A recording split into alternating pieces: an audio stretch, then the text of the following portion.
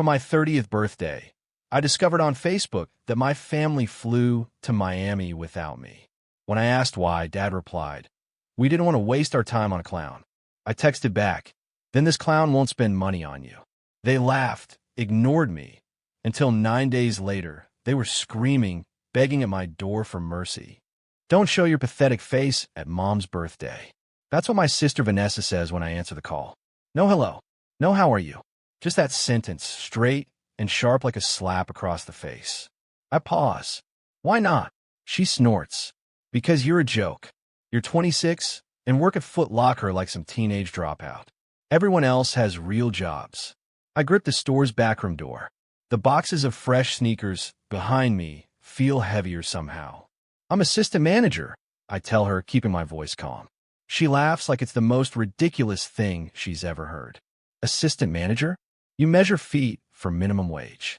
Mom's friends' kids are surgeons, engineers, partners in law firms. "And you? You sell Jordans to teenagers." She hangs up on me. 2 minutes later, my phone lights up again. It's my mother. I answer, and she jumps right in. "Sweetie," she starts, using that fake sweet tone she pulls out when she wants something. "Karen's son just made partner. Linda's daughter is a surgeon. You sell sneakers. It's humiliating. We just think it's better if you don't come Saturday." "You mean your 60th birthday?" I ask. She doesn't answer at first. Then she says, "Yes. It's going to be a big event.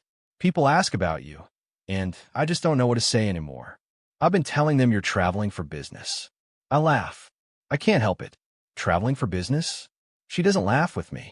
That night, my dad texts me, "Do us a favor, stay home." Nobody wants to explain why our son's a retail slave at 26. My brother Derek joins in a few hours later. "Mom told everyone you're away for work. Don't ruin her lie, loser." The final hit comes from my cousin Andrea. She posts on Instagram, "Thank God the family disappointment isn't coming this weekend." Let me back up. My name's Marcus. I live in Peoria, Illinois, and I work full-time at Foot Locker in the Willow Knolls Mall. I'm 26. I rent a one-bedroom apartment near the highway. Nothing fancy, but it's mine. I've been working retail since I was 19. Started as a part-timer in high school. Stayed after realizing I liked it. Liked helping people find the right shoes. Liked organizing stock. Liked leading a team and hitting sales goals. Never glamorous, but honest. But my family doesn't see it that way. Never has. I grew up in Peoria Heights, in one of those neighborhoods where the lawns are cut like putting greens and everyone pretends their life is perfect. My dad's an orthopedic surgeon. My mom sells high-end homes. My older brother Derek is a corporate lawyer in Chicago. Vanessa married a heart surgeon named Richard. They all swim in the same social circles, drive matching BMWs, and live for appearances. And then there's me, the one who didn't finish college, the one who wears a name tag instead of tie. But what they don't talk about at their fancy dinner parties is this. 3 years ago, my grandfather, Grandpa Jim, died. He was a hard man, but he was honest. He'd built a local construction company from the ground up and respected anyone who worked with their hands or their feet. When the will was read, the lawyer told us Grandpa had left a large trust behind. It was split between me, Derek, and Vanessa. But the big shock? He made me the trustee. Not my dad, not Derek, me, the retail slave. Each sibling got a set amount, but the money wasn't just handed out. Grandpa tied it to life milestones. Buy a first home? You get your slice. Getting married? You get your share. But only if I, the trustee, approve the release. When Derek wanted money for a down payment, he showed up with Thai takeout and a forced smile.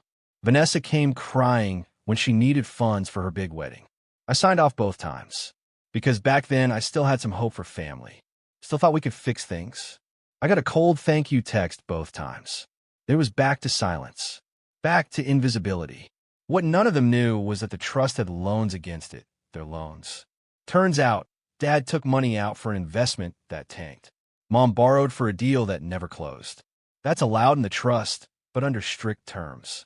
Every cent has to be paid back before they can touch the rest of their inheritance. Guess who sees all that? Me. The embarrassment. So while they were mocking me for selling sneakers, I was watching their balances, their repayments, their slow, desperate scramble to look rich while living on borrowed time. The day after the party, I drive by Mom's house around 8 p.m. It's packed. Caterers, string lights, classical music floating through the trees. Through the big window, I see her holding a mic. She give a long speech. Derek, my brilliant son. Vanessa, my beautiful daughter. I'm so blessed to have such successful children. That's it. No mention of me. I don't exist. And sitting in my car, I finally realized something. They need me. They just don't know how badly yet. But they will. Because if there's one thing I've learned from years in retail management, before you act, take stock. Know what's on the shelves. Know what's missing. Know exactly what you have and how much others want it. And then wait for the perfect moment to show them who holds the keys. But when they showed up at my door Monday morning at 5 a.m., all four of them, pounding and shouting like their lives depended on it, I knew that moment had come. What do you think their secret was? Let me know in the comments, and don't forget to like and subscribe if you're hooked. This story is just getting started. It's Monday, 4:59 a.m. I'm jolted awake by what sounds like an earthquake outside my apartment door. Bang, bang, bang. Someone's hitting it with their fists like they're trying to break in. Then I hear it. Marcus, open the door. Now. It's Derek. And then Mom's voice. Shaky, panicked. Sweetie, please, we need to talk. Dad, it's an emergency. We don't have time. Marcus, open up. Vanessa's there too, yelling something I can't make out. All four of them, outside my apartment, at 5 in the damn morning. For a moment, I just stand there in my pajama pants and old Foot Locker t-shirt. No one in this family has ever even asked for my address, let alone visited. Now they're all here? I glance at my phone. 15 missed calls from Derek starting at 11 p.m., 8 from Dad.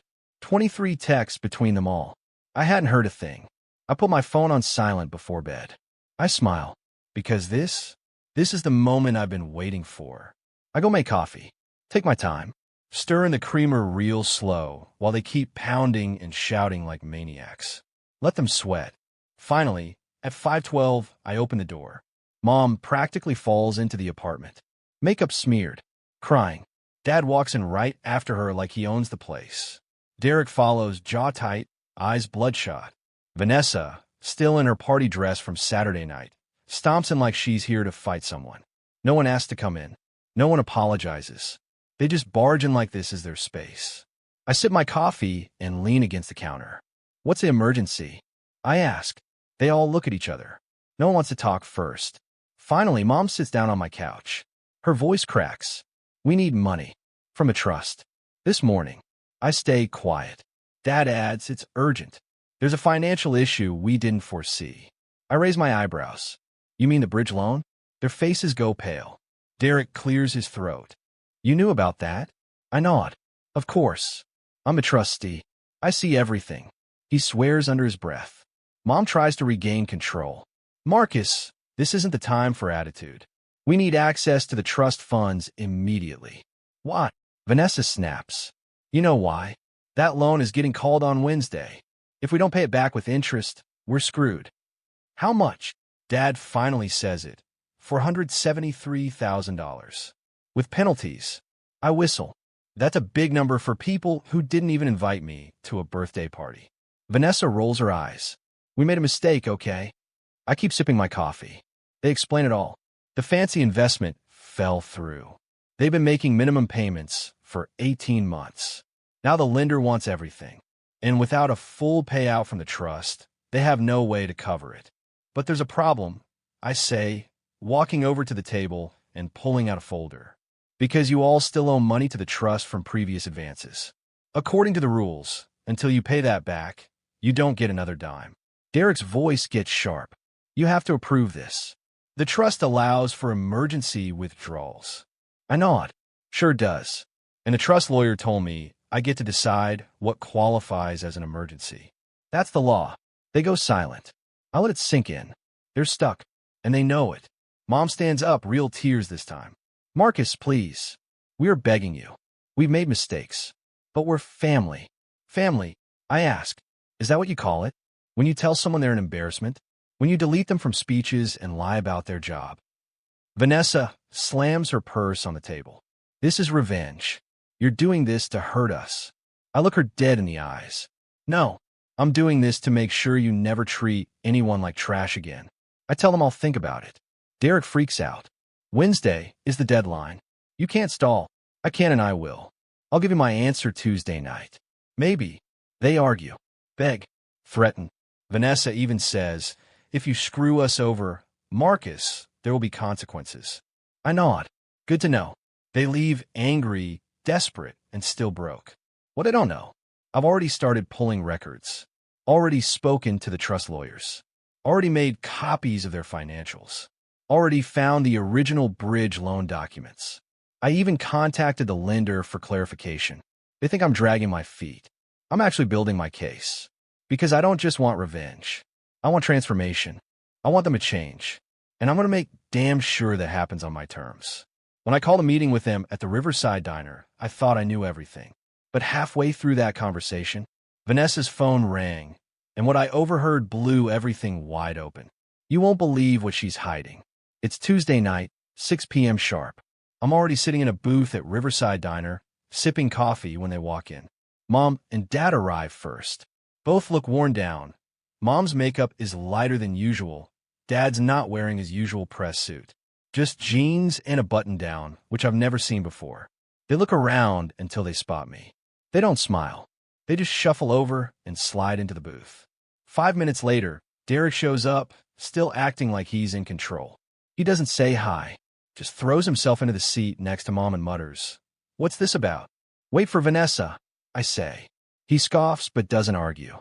She walks in 15 minutes late. Hair tied up, no makeup, designer coat, but it's wrinkled like she pulled it off the floor of her car. She checks her phone 3 times on the way to the table. We're all here now, and they're waiting for me to save them. But they don't know I've got more cards to play. I've spent the last 48 hours reviewing everything. I say, talk to the trust lawyers, Grandpa's old advisor, even your lender. Mom opens her mouth, but I hold up a hand. Not yet. Let me finish. I lay it out. I can approve the emergency withdrawal. It'll come with a 20% penalty per the trust rules. That means your shares shrink by more than $500,000 total. Derek looks like he's going to pass out. That's insane. I shrug. It's not optional. Grandpa built that in to discourage irresponsible borrowing. Guess he knew you guys. Dad says nothing. He's staring at the table. Then I drop my real plan. I'll approve the funds, I say, if you agree to my conditions. All 4 of them look up at once. Conditions? Vanessa asks, already annoyed. Yep. Condition 1. Each of you writes a personal explanation about why you erased me from the family. I want the truth, not sugar-coated excuses. Derek snorts. You're joking. Not at all. These letters will be filed permanently with the trust lawyer. For the record, Mom actually whimpers. Condition 2. I become co-trustee going forward. Any future withdrawal needs my and an attorney's approval. Derek looks furious. You want control? No, I say, leaning in. I already have control. This just makes it permanent and transparent. Condition 3. You stop lying about what I do. From now on, you tell people the truth, that I work retail, that I'm assistant manager at Foot Locker, and that I'm proud of it. Mom turns pale. People won't understand. They don't need to. It's not their business. And I'm done being erased for your image. Condition 4. Weekly family dinners. At my apartment. My space, my food, my rules. Every Sunday, 6 p.m. for 1 year. Vanessa chokes. Are you serious? Dead serious. You all ignored me for years. Now you're going to sit across from me once a week and deal with that. The table goes silent. Then I add my final condition. Condition 5. Formal apologies from each of you. Written. Signed. Filed with the trust. No apology, no money. Derek explodes. This is a shakedown. You're holding our inheritance hostage. I sip my coffee. No, I'm holding you accountable. They argue. A lot. Then Vanessa's phone buzzes. She checks it. Freezes. It rings again. She stands up and walks toward the diner entrance to take the call. Her voice rises just enough that I can hear bits of it. It's family stuff. I told you I'd be home soon. No, I can't tell you everything right now. Please, we'll talk tonight. When she comes back to the table, her hands are shaking. Mom asks, everything okay? Vanessa nods, but she doesn't look at any of us. I don't say a word, but I know something's going on. When we finish, I stand up and say, "You have until 8 a.m. tomorrow." That's when I call the lawyers. If I don't hear from you by then, no funds. Let the loan default. Derek starts to protest. I cut him off. I waited 3 years. You can wait 12 more hours. They all leave slowly. Vanessa stays back for a second. She looks me in the eye and says, "If you do this, you better be ready for fallout." I nod. I am. She leaves. But I'm already thinking about that phone call. The panic in her voice. The urgency. There's more going on here. Something about her life she doesn't want her husband to know. And if I dig just a little deeper, I think I'm going to find out what it is. At 2 a.m., I get a text from Vanessa's husband, Richard. And what he tells me, it changes everything. It's 2:07 a.m. My phone buzzes. I grab it off the nightstand, groggy, expecting another angry text from Derek or a guilt trip message from Mom. But it's not them. It's Richard, Vanessa's husband. We've barely spoken in years.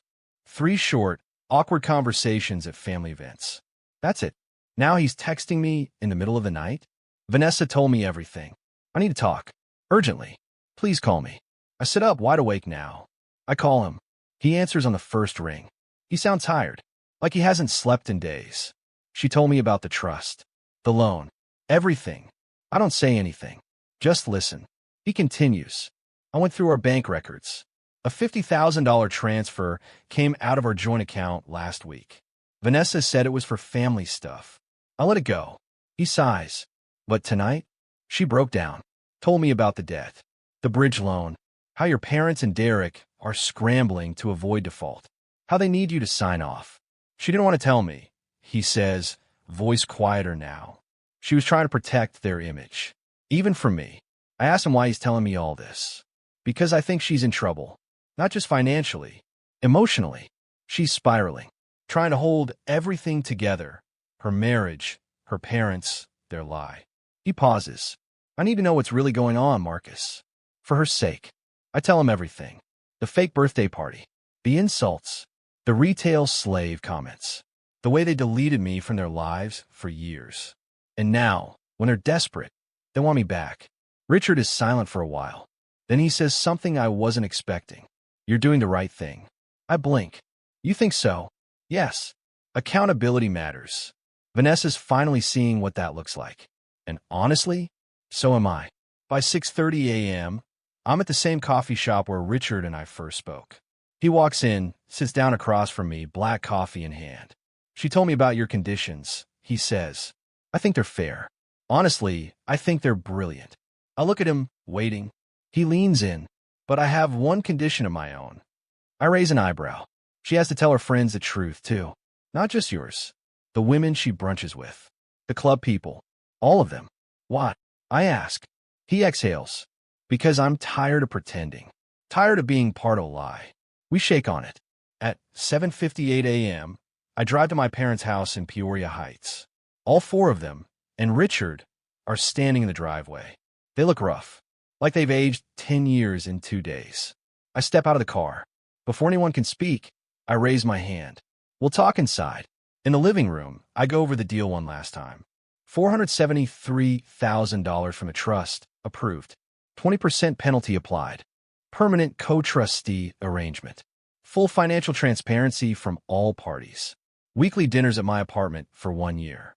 Public acknowledgement of my job. Written apologies submitted to the lawyers. And, I add, you each tell the truth about me from now on. No more lies. Mom starts to cry. Dad just nods. Derek looks like he swallowed a lemon. Vanessa sits still, silent. Then she says, fine. We drive to the law office separately. The trust lawyer has everything printed and ready. We all sign, one by one. By 8:50 a.m., the funds are wired. Their debt is covered, 5 minutes before default. They're safe, but nothing will ever be the same. That Sunday, they show up at my apartment at 6 p.m. I serve pizza. No silverware. Paper plates. Vanessa brings salad in a plastic tub. Derek brings soda. It's awkward. No one knows what to say. But they're here. That's what matters. In part 5, the final part, the apologies arrive, and the consequences start hitting harder than any of them expected. One of them will lose everything. One will gain everything. And one might not make it through it all. It's Wednesday afternoon, 1 week after I approve the withdrawal. 4 envelopes arrive by courier, all stamped with a trust lawyer seal. Each one holds a written explanation and apology from a different member of my family. Mom, Dad, Derek, and Vanessa. I sit at my small kitchen table, still in my Foot Locker polo after a long shift, and start reading. Mom's letter, 8 pages. Long, rambling, emotional. She writes about her obsession with appearances, how one small lie at a fundraiser turned into a story she told at every party. She admits she let shame guide her, not love. I let what other people thought of us matter more than the truth of who we were. I erased you, so I wouldn't have to confront my own failure to understand you. She says she's proud of me now. I'm not sure I believe it yet, but it's something. Dad's letter short, blunt, honest. He admits he saw my job as a failure, that his ego couldn't handle a son who didn't follow the professional path. He confesses the bridge loan was his idea, that he convinced Mom it was safe. You were right to make us explain ourselves. We raised you to believe family matters, then acted like you didn't exist. That's on me. That one hits. Derek's letter, 12 pages. Defensive at first, then more raw. He admits being the golden child gave him a superiority complex.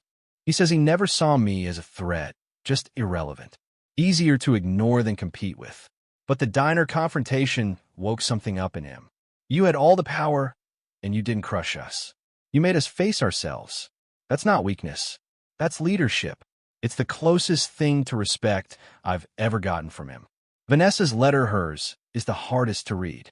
She talks about being insecure, about marrying Richard partly because he had the right title, the right income, the right look for her social goals.